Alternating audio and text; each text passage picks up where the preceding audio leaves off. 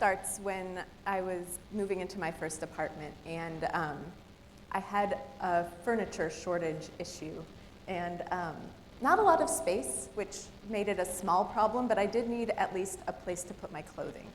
I was thinking I would go with a dresser. So I went to the antique mall down by the River Market, which some things there can get kind of pricey, but if you're willing to like dig around and spend some time, you can get lucky and get something pretty nice for a good deal. I did want to actually like my first self-bought piece of furniture, and was trying to work around some budget constraints.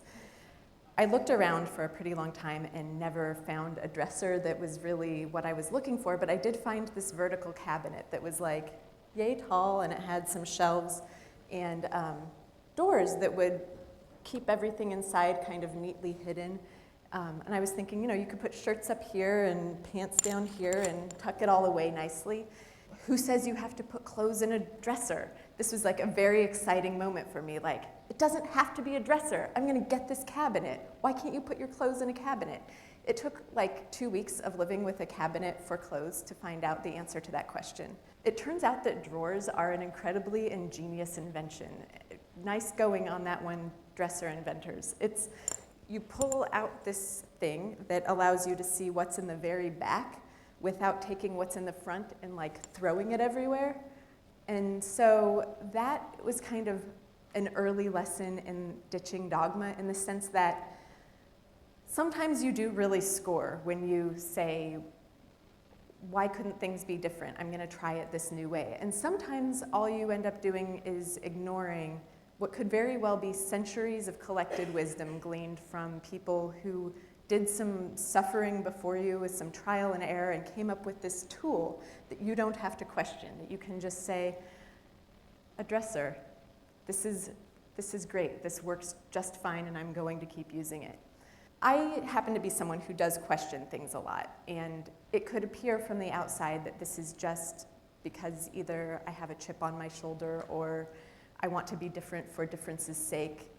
In fact, that's not the case. I consider it most of the time to be a little bit of a pain in the butt, not just for myself, but for others as well.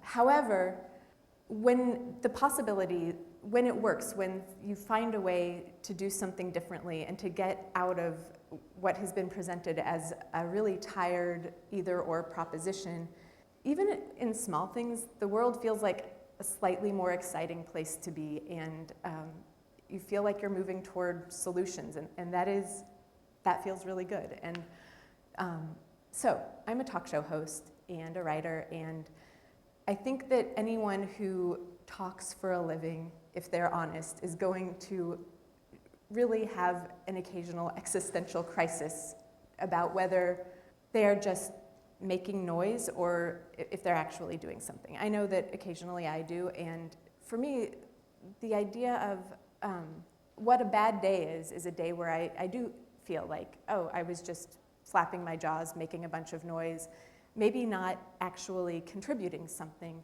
to my community, to society, just accomplishing something.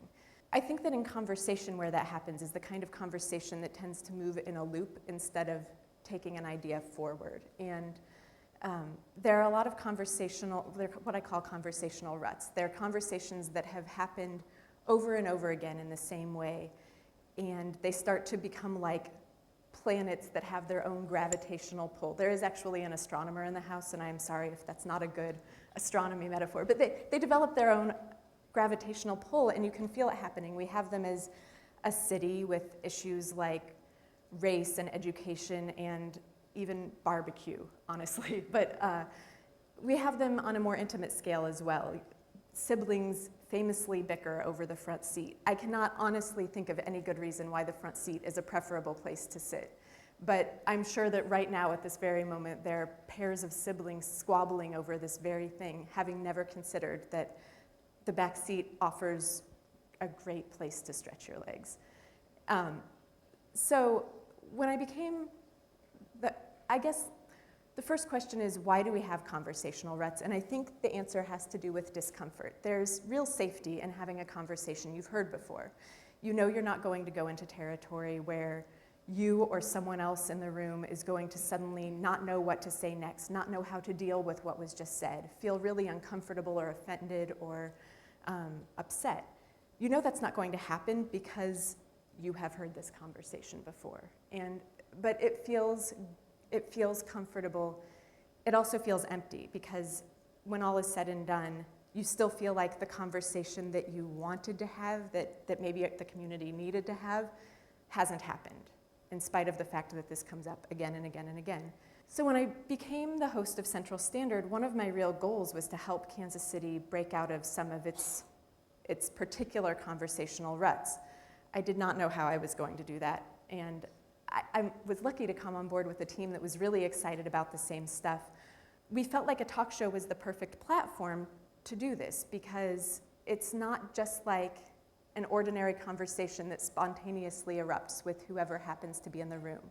It's a conversation that we think about really hard before it ever happens. And we have access to people from all walks of life, all different kinds of experiences and areas of expertise. We can bring them together. We can bring new people into the conversation, ask them new questions. And through all kinds of platforms, through the phone lines, through social media, we can invite the entire city to participate. That is the perfect place to kind of practice wandering into new territory. It's also a really scary place to do that because it's public, and not just for your own sake, but the whole idea of that you're going to say, we're going to have this less comfortable because new kind of conversation. Would you like to be part of this experiment in public? It's a big ask of other people as well, and it's been amazing to see how people have risen to the occasion. Like I said, we knew that this was not going to be an easy thing to do.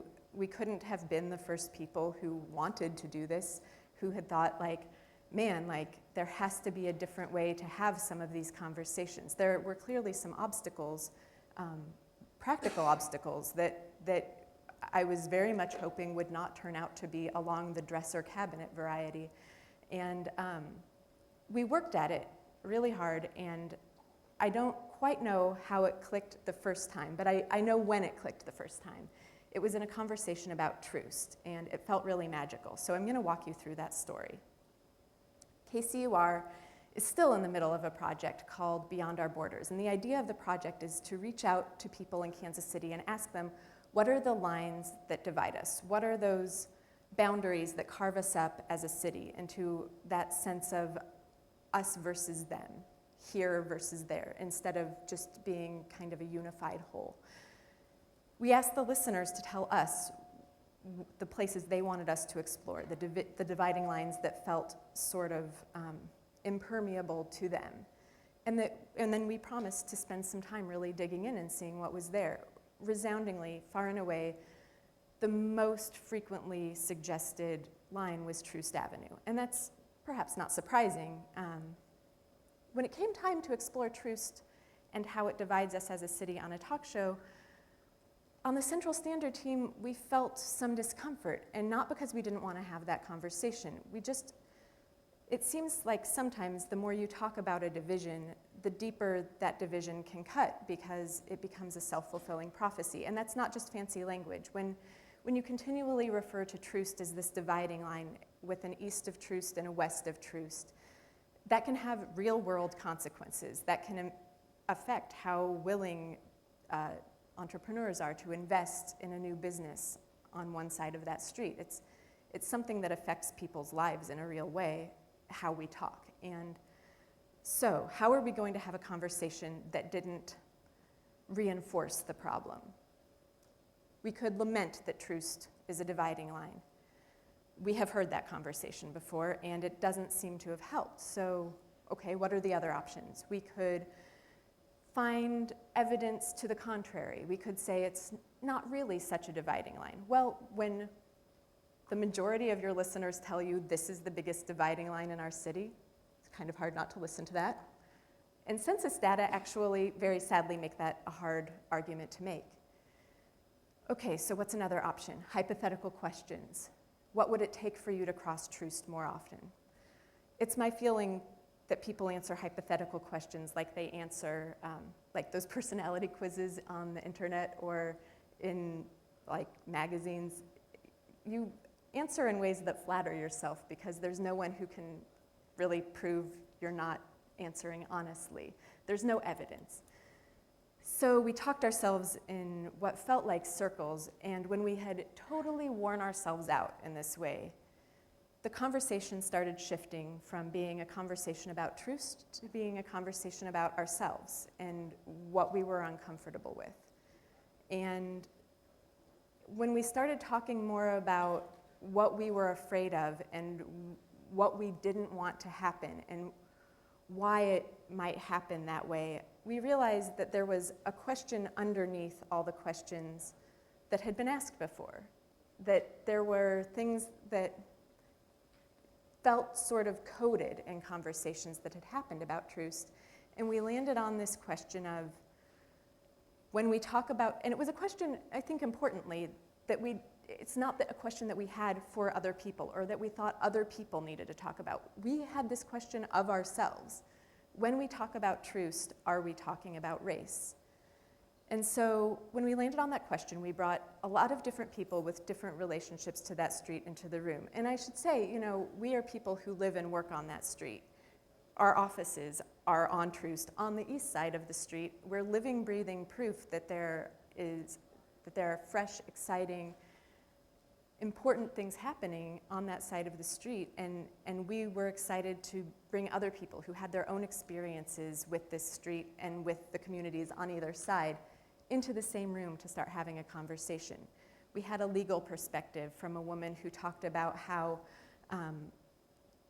place names had been used as code for race in the South in the Jim Crow era, that you actually have a right to serve on a jury, although most people like to try and get out of that, but that's a right you have as a citizen, and that when potential jurors were dismissed based on, and that a lot of them appeared to be Black in the South, that could be contested based on, hey, this looks like discrimination.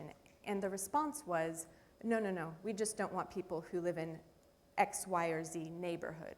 And so that use of, she talked about the legal precedent and history and real damage that can be done by that substitution of a place name as code for racial discrimination. We brought in a man who works along that street and talked about, this isn't about race, this is about economics. People of all races live in all parts of our city now, and there's nothing racist about not wanting to be in a place that is not as well invested in, that the infrastructure is not as cared for, that schools are underperforming. There's nothing racist about that. If you're going to say that's racist, then you have to say that Black people who live west of Troost are racist for not living there. And he said that was, ludicrous. We also had someone who was talking about young punks who are doing all kinds of things on that street that go against the stereotype of who lives there, and making really the point that a lot of people who live on and east of Troost are exactly where they want to be.